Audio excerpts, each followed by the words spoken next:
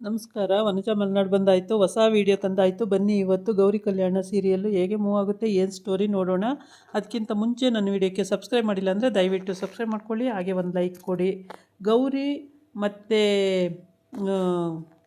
ಮನೆಯಲ್ಲಿ ಎಲ್ಲ ಊಟ ಮಾಡ್ತಾ ಕೂತಿರ್ತಾರೆ. ಸ್ವಲ್ಪ ಹೊತ್ತು ಆರಾಮಾಗಿ ಊಟ ಮಾಡೋಣ ಅಂತೇಳ್ಬಿಟ್ಟು ಆವಾಗ ವಿವೇಕ್ ಅಲ್ಲಿಗೆ ಬರ್ತಾನೆ. ಬಂದುಬಿಟ್ಟು ಇವತ್ತು 50 ಲಕ್ಷ ರೂಪಾಯಿ ಕಟ್ಟಿ ಆ ಶೋನ ಎಲ್ಲೂ ಓಪನ್ ಮಾಡ್ದಂಗೆ ಮಾಡಿದ್ದೀನಿ, ಮಾಡ್ರೆ ಇನ್ನೊಂದು ದಿವಸ ಹೋಗೋದು ಬೇಡ ಅವಳು ಮಾಡ್ಲಿಂಗಿಗೆಲ್ಲ, 50 ಲಕ್ಷ ಕಟ್ಟಿದ್ದೀನಿ ಅಂತ ಹೇಳ್ತಾರೆ. ಅಯ್ಯೋ ರಾಮ, 50 ಲಕ್ಷನ ಅಂತೇಳ್ಬಿಟ್ಟು ಅವರು ಎಲ್ಲ ಬಾಯಿ ಮೇಲೆ ಕೈ ಇಟ್ಕೋತಾರೆ ಗಾಬರಿಯಾಗಿ. ಆದರೆ ಏನೂ ಮಾಡೋಕ್ಕಾಗಲ್ಲ. ಮರ್ಯಾದೆ ಪ್ರಶ್ನೆ ಅಂದ್ಕೊಂಡು 50 ಲಕ್ಷ ಕಟ್ಟಿ ಇದು ಮಾಡಿದ್ದೀನಿ ಅಂತ ಹೇಳ್ತಾನೆ. ಆವಾಗ ಅವಳು ಅಲ್ಲಿ ರೂಮಲ್ಲಿ ಮೇಲೆ ಚೆನ್ನಾಗಿ ತಿಂತಾ ಇರ್ತಾಳೆ, ಜಾಂಗೀರು ಜಿಲಾಬಿ ಅದು ಇದು ಅಂತ ತಗೊಂಡು. ಅವಳು ಓಡಿ ಬರ್ತಾಳೆ ಅಲ್ಲಿಗೆ. ಓಡಿ ಬಂದು ನನ್ನ ಆ್ಯಡನ್ನು ಕ್ಯಾನ್ಸಲ್ ಮಾಡೋಕ್ಕೆ ನೀನು ಯಾವನೋ ಅಂತ ಬರ್ತಾಳೆ. ಆವಾಗ ಗೌರಿಗೂ ಕೋಪ ಬಂದುಬಿಡುತ್ತೆ. ಅವಳು ಅಡ್ಡ ಹೋಗ್ಬಿಡ್ತಾಳೆ. ನನ್ನ ಗಂಡಿಗೆ ಅವನಿವನಕ್ಕೆ ನೀನು ಯಾರೇ, ಮೋನಿಕಾ ನೀನು ಯಾರೇ ಅಂತ ಹೋಗ್ತಾಳೆ. ಆಮೇಲೆ ಇವರಿಬ್ಬರದು ಅಕ್ಕ ತಂಗಿರ ಜಗಳನ ಅವರೆಲ್ಲ ನೋಡ್ತಾ ನಿಂತ್ಕೋತಾರೆ. ನನ್ನ ಗಂಡ ಅಂತ ಹಿಂಗೆ ಜಗಳಾಡ್ತಾ ಇರ್ತಾರೆ. ನಿನ್ನ ಗಂಡ ಏನೇ ಮಾಡ್ತಿದ್ದಾನೆ, ನಿನ್ನ ಗಂಡ ಏನು ನಿನ್ನ ಚೆನ್ನಾಗಿ ನೋಡ್ಕೋತಾ ಇದ್ದಾನ? ನಿನ್ನ ಗಂಡ ಅಂತೀಯಲ್ಲ, ಏನು ನೋಡ್ಕೋತಾವನೆ ನಿನ್ನನ್ನು ಅಂತ ಮೋನಿಕಾ ಕೇಳ್ತಾಳೆ. ನನ್ನ ಗಂಡ ನನ್ನನ್ನು ನೋಡ್ಕೊಳ್ತಲೇ ಇದ್ದಾರೆ ಕಣೆ, ನೀನು ಯಾವಳೆ ಅದನ್ನು ಹೇಳೋಕ್ಕೆ, ಹಂಗೆ ಹಿಂಗೆ ಅಂತ ಇನ್ನೊಂದು ಮಾತಾಡಿದ್ರೆ ನೋಡು ನಾನು ಅಕ್ಕ ಅನ್ನೋದು ಮರ್ತು ಬಿಡಬೇಕಾಗುತ್ತೆ ಅಂತ. ಏನೋ ಗೌರವ ಇಲ್ದಂಗೆ ಮಾತಾಡ್ತಾ ಇದೆಯಲ್ಲ ಅಂತ. ಹೌದು, ಗೌರವ ಇಲ್ದಂಗೆ ಮಾತಾಡೋದು. ಇವಳು ಜಾಂಗೀರು ಇಟ್ಕೊಂಡು ಒಂದು ರಾಶಿ ಜಾಂಗೀರು ಇಟ್ಕೊಂಡು ತಿಂತಾ ಇರ್ತಾಳೆ ಮೇಲೆ. ಅಲ್ಲಿಗೆ ಗೌರಿ ಹೋಗಿ ಬೈತಾಳೆ, ಮೋನಿಕಾ ನಿನ್ಗೇನೇ ಆಗೈತೆ, ಅಚ್ಚುಕಟ್ಟಾಗಿ ಅವ್ರ ಹತ್ರ ಎಲ್ಲ ಹೊಂದ್ಕೊಂಡು ಚೆನ್ನಾಗಿರೋದು ಬಿಟ್ಟು ಇಂಥ ಮನೆ ಸೊಸೆಯಾಗಿ ಬಂದಿದೀಯಾ, ಆದರೂ ನೀನು ಸರಿಯಾಗಿರಲ್ವಲ್ಲೇ ಅಂತ. ನನಗೇನೇ ಆಗೈತೆ, ನಾನು ಆರಾಮಾಗಿದ್ದೀನಿ, ನಿನ್ನ ಪಾಡಿ ನಿನ್ನ ಕೆಲಸ ಹೋಗಿ ಅಂತ ಹೇಳ್ತಾಳೆ. ಆದ್ರೂ ಕೇಳಲ್ಲ. ಎಷ್ಟು ಹೇಳಿದ್ರೂ ಬುದ್ಧಿ ಕಲಿಯಲ್ಲ, ಕೇಳಲ್ಲ. ವಿವೇಕ್ ಬಂದು ಅಲ್ಲಿ ಹೇಳ್ತಾ ಇರುವಾಗ ಆಗ ಓಡಿ ಬರ್ತಾಳೆ ಕೆಳಕ್ಕೆ. ಓಡಿ ಬಂದು ನನ್ನ ಆ್ಯಡನ್ನು ಕ್ಯಾನ್ಸಲ್ ಮಾಡ್ಸೋಕ್ಕೆ ನೀನು ಯಾರೋ ಅಂತ ಬರ್ತಾಳೆ. ಆವಾಗ ಕೋಪ ಬಂದುಬಿಡುತ್ತೆ. ಎಷ್ಟು ಹೇಳಿದ್ರು ಇವಳು ಬುದ್ಧಿ ಕಲಿಯಲ್ಲ ಅನ್ನೋದು ಗೌರಿಗೂ ಗೊತ್ತು, ವಿವೇಕಿಗೂ ಗೊತ್ತು, ಮನೆಯವ್ರಿಗೆಲ್ಲ ಗೊತ್ತಾಗಿದೆ. ಆದರೆ ಇವಳಿಗೆ ಫಿಲ್ಮ್ ಹುಚ್ಚು, ಆ್ಯಡ್ ಹುಚ್ಚು, ಈ ಥರ ಸೋಷಿಯಲ್ ಮೀಡಿಯಾದಲ್ಲಿರಬೇಕು ಅನ್ನೋದು ಹುಚ್ಚು, ಈ ಥರ ಎಲ್ಲ ಇವಳಿಗೆ. ಹಂಗಾಗಿ ಗ್ಲಾಮರ್ ಮೇಂಟೈನ್ ಮಾಡ್ತೀನಿ ಹಾಗೆ ಹೀಗೆ ಅಂದ್ಕೊಂಡು ಇವಳು ಹುಚ್ಚು. ಅದಕ್ಕೆ ಯಾರು ಏನೇ ಹೇಳಿದ್ರು ಇವಳು ಕೇಳೋದೇ ಇಲ್ಲ. ಇವಳು ತಲೆ ನೋವು ಅಂತಾರೆ ಎಲ್ಲರಿಗೂ. ಈ ಮೋನಿಕಂದು ಅಲ್ಲಿ ಅಪ್ಪನ ಮನೇಲೂ ಆರಾಮಾಗಿರೋಕ್ಕೆ ಬಿಡಲ್ಲ, ಇಲ್ಲೂ ಆರಾಮಾಗಿರೋಕ್ಕೆ ಬಿಡಲ್ಲ ಇವಳು. ಎಲ್ಲ ಊಟ ಮಾಡೋಕ್ಕೆ ಅಂತ ಕೂತಿರ್ತಾರೆ. ಊಟ ಮಾಡೋಕ್ಕೆ ಕೂತಿದ್ದಾಗ ಈ ಸಿಚುವೇಶನ್ ನಡೆಯುತ್ತೆ. ಆವಾಗ ನೋಡಿ, ಎಲ್ಲರೂ ತಟ್ಟೆಗಳಿಟ್ಕೊಂಡು ಎಲ್ಲರೂ ಬಡಿಸ್ಕೊಂಡು ಇನ್ನೇನು ಊಟ ಮಾಡಬೇಕು. ಅಷ್ಟೊತ್ತಿಗೆ ಅವಳು ಊಟಕ್ಕೆ ಬಂದಿರಲ್ಲ. ಅಷ್ಟೊತ್ತಿಗೆ ವಿವೇಕನೂ ಅಲ್ಲಿಗೆ ಬರ್ತಾನೆ. ಇವರು ಗೌರಿ ಎಲ್ಲರಿಗೂ ಊಟ ಬೇಡಿಸಿ ಎಲ್ಲ ಊಟ ಆದಮೇಲೆ ಅವಳು ಊಟ ಮಾಡಿ ಪಾತ್ರೆ ಎಲ್ಲ ತೊಳೆದು ಮನಕೊಳ್ಳೋದು. ಅದರಲ್ಲಿ ಇಷ್ಟು ಒಳ್ಳೆ ಸೊಸೆ ಸಿಕ್ಕಿದಾಳಲ್ಲ ಅನ್ನೋದೊಂದು ಖುಷಿ ವಿಷಯ ಆಗಿದ್ದರೆ, ಈ ಕಡೆ ಅಜ್ಜಿನೂ ಬೈತದೆ, ನಿನ್ನ ತಂಗಿ ಗೌರಿ ಹೆಂಗಿದ್ದಾಳೆ, ಹಂಗಿರೋಕ್ಕಾಗಲ್ವ ನಿನಗೆ, ನೀನು ಯಾಕೆ ಹಿಂಗೆ ಆಡ್ತೀಯಾ ಮೋನಿಕಾ, ನಿನ್ನ ಅಡ್ಜಸ್ಟ್ ಮಾಡ್ಕೊಂಡು ಹೋಗೋದಲ್ವೇನಮ್ಮ ಅಂತ.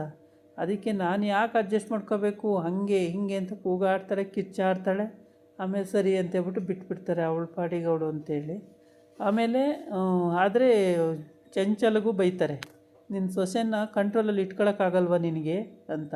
ಆಮೇಲೆ ಅನಿಕೇತ್ಗೂ ಬೈತಾರೆ, ಸಖತ್ತ ಬೈದಾಕ್ತಾಳೆ ಗೌರಿ, ನೀನು ಗಂಡನ ಇನ್ಯಾರಾಗಿದ್ದರೆ ಬಂದು ಕಪಾಲಿಗೆ ಬಿಡೋರು, ಸುಮ್ಮನೆ ನೋಡ್ತಾ ಕೂತಿದ್ದೀರಲ್ಲ, ನಿಮಗೇನು ಅಷ್ಟು ಬುದ್ಧಿ ಇಲ್ವಾ ಅಂತೇಳಿ ಗಂಡಗೂ ಬೈತಾಳೆ ಅವಳು.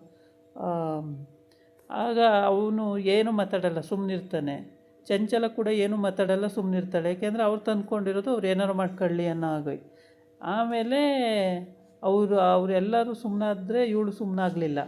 ಅಲ್ಲಿಂದ ಉಗ್ದಿದ್ದು ಸರಿ ಬೈದಾಕ್ತಾಳೆ. ಮಾತ್ರ ಅಷ್ಟಿಷ್ಟು ಬೈಯಲ್ಲ. ನೀನು ಮನೆ ಹಾಳಿ ಒಬ್ಳು ಅಕ್ಕ ಅಂತ ಅಂದಿದ್ರೆ ಹೆಂಗಿರಬೇಕಿತ್ತು, ನೀನು ಅದೂ ಇಲ್ಲ ಇದೂ ಇಲ್ಲ, ಎಲ್ಲ ಹಾಳು ಮಾಡಿಬಿಟ್ಟೆ ನೀನು ಅಂತೇಳಿ ಎಲ್ಲ ಬೈತಾ ಇರ್ತಾಳೆ. ಯಾರನ್ನ ಕೇಳೋದೆ ನೀನು ಮಾಡ್ಲಿಂಗಿಗೆ? ಇಷ್ಟು ದೊಡ್ಡ ಮನೇಲಿ ಸೊಸೆಯಾಗಿ ಸೇರಿದ್ದೀನಿ ಅಂದಮೇಲೆ ಯಾರನ್ನ ಯಾಕೆ ಕೇಳಬೇಕು? ನಂದು ಸ್ವತಂತ್ರ್ಯ, ನನ್ನಿಷ್ಟ, ನಾನು ಹೋಗ್ತೀನಿ, ನೀನು ಯಾರೇ ಅದನ್ನೆಲ್ಲ ಕೇಳೋಕ್ಕೆ ಅಂತ ಹೇಳ್ತಾಳೆ. ಆವಾಗ ಬಜಾರಿ ಅಂದರು ಬಜಾರಿ, ಆದರೆ ಆ ಬಜಾರ್ತನ ಅಲ್ಲಿ ನಡೆಯಲ್ಲ. ಏಕೆಂದರೆ ಅಲ್ಲಿ ಗೌರಿನೇ ಕರೆಕ್ಟಾಗಿ ಅವಳು ತಿಳುವಳಿಕೆ ಇದ್ದು ಹೇಳ್ತಾಳೆ, ಹಾಗಾಗಿ ಅವಳ ಮಾತು ಎಲ್ಲವೂ ನಡೀತವೆ. ಇನ್ನು ವಿವೇಕನೂ ಅಷ್ಟೇ, ಅವನು ಅರ್ಥಬದ್ಧವಾಗಿ ಮಾತಾಡ್ತಾನೆ, ಕ್ರಮಬದ್ಧವಾಗಿ ಮಾತಾಡ್ತಾನೆ. ಹಂಗಾಗಿ ಅವನ ಮಾತನ್ನು ಎಲ್ಲರೂ ನಡೆಸ್ತಾರೆ. ಅವನು ಹೇಳಿದ್ರೇ ಕರೆಕ್ಟು ಅನ್ನಂಗೆ ಆಗಿರುತ್ತೆ. ಅಲ್ಲಿ ವಿವೇಕ ಹಂಗಂತ ಹೇಳಿ ಬೈದ ಅಂದ ತಕ್ಷಣ ಇವಳು ಓಡಿ ಬಂದಿದ್ದು, ಅಲ್ಲಿ ಅವನ ಹತ್ರ ಜಗಳಕ್ಕೆ ಬಿದ್ದಿದ್ದು, ಗೌರಿ ಅವಳಿಗೆ ಬೈದಿದ್ದು. ಆಮೇಲೆ ಸಾರಿ ಕೇಳು ನೀನು ಬಂದು ಅಂತ ಅವಳಿಗೆ ಬೈತಾಳೆ. ಹೋಗ್ತಾ ಇರ್ತಾಳೆ ಹಂಗೆ ಅಂದ್ಕೊಂಡು ಬೈಕೊಂಡು. ಆಮೇಲೆ ಮೋನಿಕಾ ನಿತ್ಕೋ ಮೋನಿಕಾ ಅಂತೇಳಿ ನಿಲ್ಲಿಸ್ಬಿಟ್ಟು, ಬಾಯಿಲ್ಲಿ ಏಯ್ ಹೋಗೆ ಅಂತೇಳಿ ಹೋಗ್ತಾಯಿರ್ತಾಳೆ. ಬಾಯಿಲ್ಲಿ ಸಾರಿ ಕೇಳು, ನನ್ನ ಗಂಡನ ಹತ್ರ ಸಾರಿ ಕೇಳು ಫಸ್ಟು ಅಂತಾಳೆ. ಇಲ್ಲ ನಾನು ಕೇಳಲ್ಲ, ಕೇಳಲೇಬೇಕು. ನೀನು ಮಾಡಿರೋ ತಪ್ಪಿಗೆ ನನ್ನ ಗಂಡ ಅಷ್ಟು ದುಡ್ಡು ಕಟ್ಟಿ ಬಂದಿದ್ದಾರೆ, ಅದರಲ್ಲೂ ನಿನಗೆ ಹೊಟ್ಟೆ ಉರಿಯಲ್ವಾ? 50 ಲಕ್ಷ ಅಂದರೆ ದುಡ್ಡು ಹಂಗೆ ಬರ್ತದ? ಮರ್ಯಾದೆ ಪ್ರಶ್ನೆ ಅಲ್ವಾ? ಸಾರಿ ಕೇಳು ಅಂತ ಹೇಳ್ತಾಳೆ.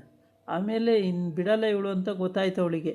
ಬಿಟ್ಟರು ಕೆನ್ನಂಗೆ 2 ಇಲ್ಲೇ ಬಿಡ್ತಾಳೆ ಅನ್ನೋದು ಗೊತ್ತಾಯಿತು. ಅದಕ್ಕೋಸ್ಕರ ಅವಳೇನು ಮಾಡ್ತಾಳೆ, ಐಡಿಯಾ ಮಾಡಿ, ಆಯಿತು ಸಾರಿ ವಿವೇಕ್ ಅಂತ ಹೇಳ್ಬಿಟ್ಟು ಸಾರಿ ಕೇಳ್ತಾಳೆ. ಸಾರಿ ಕೇಳಿದ ಮೇಲೆ ಸರಿ ಆಯಿತು. ಎಲ್ಲರಿಗೂ ಅವ್ರವ್ರ ಪಾಡಿಗೆ ಅವ್ರವ್ರ ರೂಮಿಗೆ ಹೋಗ್ತಾರೆ. ಊಟ ಮಾಡೋರು ಊಟ ಮಾಡ್ತಾರೆ. ಹೀಗೆ ಆದರೆ ಇವಳು ಎಂಥ ಹುಡುಗಿ ಇದ್ದಾಳೆ ನೋಡಿ. ಒಬ್ರಿಗೂ ಒಂದು ಚೂರು ಏನೂ ಇದು ಗುಟ್ಟು ಕೊಡ್ದಂಗೆ ಮದುವೆ ಮಾಡಿಕೊಂಡು ಬಂದಳು. ಈಗ ಅವ್ರ ಅತ್ತೆ ಬಿಟ್ಕೊಂಡು ಬಿಟ್ಟಂಗೆ ನೋಡ್ತಾ ಇದ್ದಾಳೆ. ಏನಾಗ್ತಿದೆ ಇಲ್ಲಿ ಅಂತೇಳ್ಬಿಟ್ಟು. ಅಕ್ಕ ಹಂಗೆ, ತಂಗಿ ಹಿಂಗೆ, ಏನು ಕತೆ ಇದು ಅಂತೇಳಿ ಜೋರು ಜಗಳ ಆಗ್ಬಿಡುತ್ತೆ. ಆವಾಗ ಅವ್ರ ಚಿಕ್ಕಪ್ಪ ಕೂಡ ಬೈತಾನೆ, ನೀನು ಮಾಡ್ಲಿಂಗು ಗ್ಲ್ಯಾಮರು ಅಂತ ಆಡ್ತಾ ಕೂತ್ಕೊಂಡ್ರೆ ಇದೇ ಆಗೋದು, ಫಸ್ಟು ಮರ್ಯಾದೆಲಿ ಮನೇಲಿ ಸಂಸಾರ ಮಾಡೋದು ಕಲಿ ಅಂತೇಳಿ ಅಂತ ಅವಳು ಜೋರು ಮಾಡಿಕೊಂಡು ಅಲ್ಲಿಂದ ಹೊರಡ್ತಾಳೆ. ವಿವೇಕ ಕಾಲಿಗೆ ಬಿದ್ದು ಸಾರಿ ಕೇಳಿ ಅಲ್ಲಿಂದ ಹೊರಡ್ತಾಳೆ ರೂಮಿಗೆ. ಆವಾಗ ವಿವೇಕ ಹೇಳ್ತಾನೆ, ಏನೂ ಮಾತಾಡಲ್ಲ. ಆ ಟೈಮಿಗೆ ಅವನು ಸುಮ್ಮನಾಗಿರ್ತಾನೆ, ಏನೂ ಮಾತಾಡಲ್ಲ. ಇವಳದೇ ಜಾಸ್ತಿ ಆಗಿರುತ್ತೆ. ಆದರೆ ಇವಳು ಕೂಡ ಅಲ್ಲಿ ರೂಮಿಗೆ ಹೋಗಿ ಅಳ್ತಾಳೋ ಏನು ಮಾಡ್ತಾಳೋ ಒಂದು ಗೊತ್ತಿಲ್ಲ. ಒಟ್ಟಿಗೆ ಇಲ್ಲೇನೂ ಮಾತಾಡಲ್ಲ. ಅವಳ ಗಂಡ ಅಂತೂ ಸುಮ್ಮನೆ ಇರ್ತಾನೆ, ಅವನೇನು ಮಾತಾಡಲ್ಲ. ಅವಳಿಗೆ ಜೋರು ಮಾಡಲ್ಲ, ಎಂಥದೂ ಇಲ್ಲ. ಅವ್ರ ಅಮ್ಮ ಮಾತ್ರ ಹಂಗೆ ಅನಿಕೇತು ಏನೂ ಮಾತಾಡಲ್ಲ, ಸುಮ್ಮನೆ ಇರ್ತಾನೆ. ಗೌರಿ ಅಷ್ಟು ಬೈದ್ರೂ ಅವನು ಹ್ಞೂ ಅನ್ನಲ್ಲ. ಅವರೇ ಬೈದು ಓಡಿಸ್ಲಿ ಅಂತ ಇವರಿಬ್ಬರು ಅಮ್ಮ ಮಗ ಕಾಯ್ತಾ ಇದ್ದಾರೆ ಅವಳನ್ನ ಮನೆಯಿಂದ ಆಚೆ ಹಾಕಬೇಕು ಅಂತ. ಅವಳಿಗೆ ಆ ಸಿಚುವೇಶನ್ನು ಕರೆಕ್ಟಾಗಿ ಆಗ್ತಾಯಿಲ್ಲ. ಮನೆಯಿಂದ ಆಚೆ ಹಾಕೋಂಥ ಸಿಚುವೇಶನ್ ಯಾವುದೂ ಸಿಗ್ತಾಯಿಲ್ಲ. ಗೌರಿಗೆ ಇದು ಗೊತ್ತಿದ್ರೂ ಅವಳು ಎಷ್ಟೋ ಕಂಟ್ರೋಲ್ ಮಾಡೋಕ್ಕೆ ನೋಡ್ತಾಳೆ. ಆದರೂ ಅವಳು ಕಪ್ಪಿಗೆ ಎಂಡ ಕುಡಿಸ್ದಂಗೆ ಮೋನಿಕಾ ಮತ್ತೆ ಏನಾರು ಆ್ಯಕ್ಟಿಂಗ್ ಮಾಡಿ ಅತ್ಲಾಗಿ ಒಳಗಡೆ ಹೋಗಿ ಸೇರ್ಕೊಳ್ತಾಳೆ. ಹೀಗೆ ಇವಳ ಕತೆ ಯಾವಾಗ್ಲೂ ಏನಾದರೂ ಒಂದು ಕಿತಾಪತಿ ಮಾಡ್ತಾಳೆ, ಆಮೇಲೆ ಅತ್ಲಾಗಿ ಒಳಗಡೆ ಹೋಗಿ ಸೇರ್ಕೊತಾಳೆ. ಹೀಗೆ ಇವ್ರ ಮನೇಲಿ ಎಲ್ಲ ವಿಷಯನೂ ಹೀಗೆ ಆಗುತ್ತೆ. ಹುಷಾರಾಗಿರಬೇಕು ಅಷ್ಟೇ.